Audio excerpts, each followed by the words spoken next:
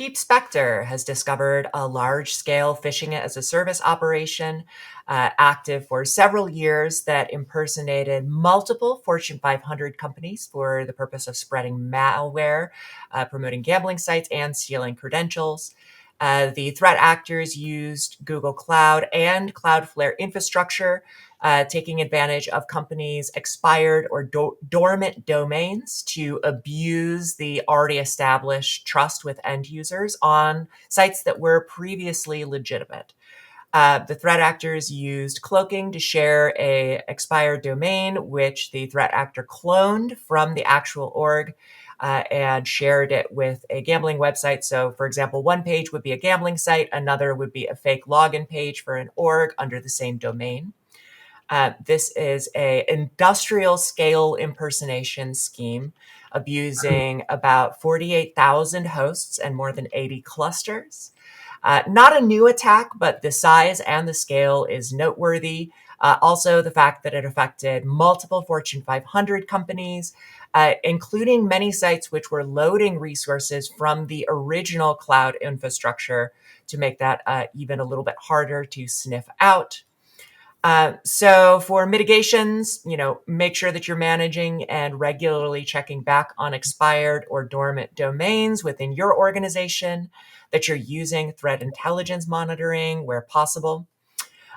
So if there's folks that are listening that don't currently or aren't confident that they have a comprehensive inventory of domains that are under their org's control, what are some tips or what are some good first steps to go about building that complete assessment of, the surface that needs to be managed? It's a tough, depending on the size of the org, this can be a very tough problem. And I'll literally hire companies to handle this for them and do takedowns, right? Just because, they may not know all the domains, but there are some tools out there where you can query the registrars to see if your data, you can search for your address, right, to see who's registered your domains. They are okay. I won't recommend any because with Privacy Shield, no one, it's less and less useful all the time. I would definitely say if you do have e-discovery capabilities, searching through mail for domain registration emails, probably not a bad idea.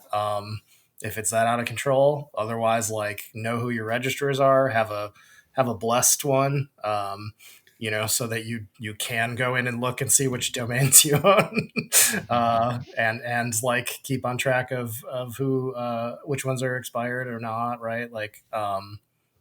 This is one of those things where it's I'm very nervous for the next 10 years of just the sheer scale of the internet in the last maybe 5 years, as far as companies spinning up and down, people building products, shutting them down, right? I think I saw, we don't have time for it in the show, but there was an NPM hack that came from them having a separate domain that they don't use for anything, and they never set up DKIM or SPF, and someone spoofed emails on that domain, right? So Yeah. there's a lot of this topic is going to be a problem for a while, and it's very funny because I feel like it just comes back to inventory your stuff and Yeah. keep track of your assets, right?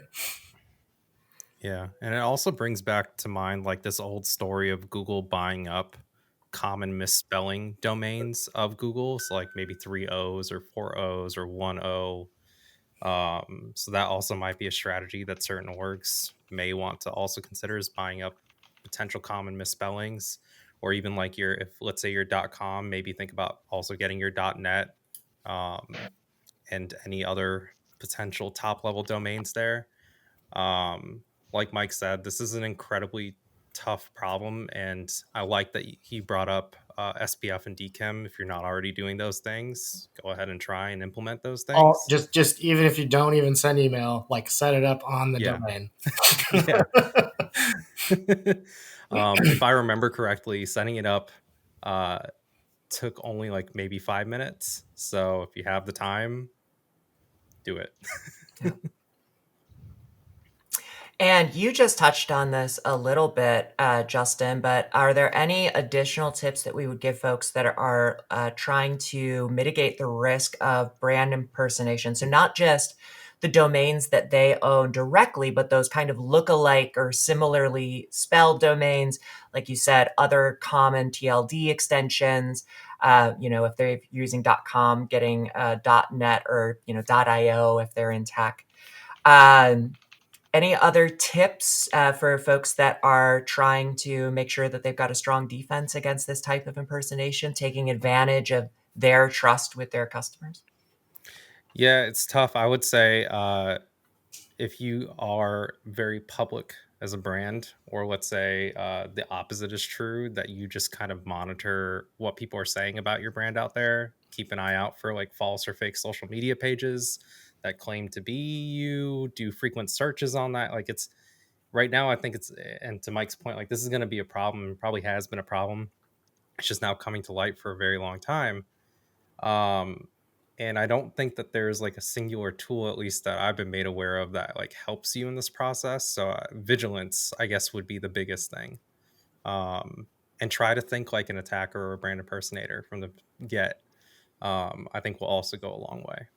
There is like if I try to think of like one quick tip that people could do, especially if you're a very public domain and you're worried about like copycats, you can put so if people aren't aware, there's an open source tool called Canary tokens where you can generate different types of tokens and then run a server, and basically the token reaches out and creates an alert based on a few things, right? And one of the use cases you can use this for is embedding it either in an image or in maybe like a footer, right? Like somewhere in your branding, so that you know that if somebody clones a login page, right, or if they're cloning like an email and it's coming from a different domain or it's pointing at a different domain, you can get alerted. Sometimes like it's a good like step to take for free. Just throw your server up in AWS, have it run, and then trigger whatever alert, and it will at the very least let you know that like people are doing it. So Yeah. Yeah, that's a good call out, Mike. That I hadn't thought about that, but you're 100% correct, because I had previously thought of like using Canary tokens with like Entra sign-in pages or Google Yep. Workspace sign-in pages. So yeah. You guys mentioned it a little bit too, but I remember like it might have been like 10 years ago now. Checkpoint let their domain expire, and someone tried to snipe it. So my quick tip would be just calendar reminders for whoever's in charge, or put someone in charge, starters, and then secondly, have that person set some reminders to make sure you don't lose your domain to copycats and they start phishing all of your users. Yeah. Turn auto renew on and make sure those payment methods are up to date. Yes. Yeah. You're gonna just afford a couple more years. It's probably worth it. Yeah. Yeah.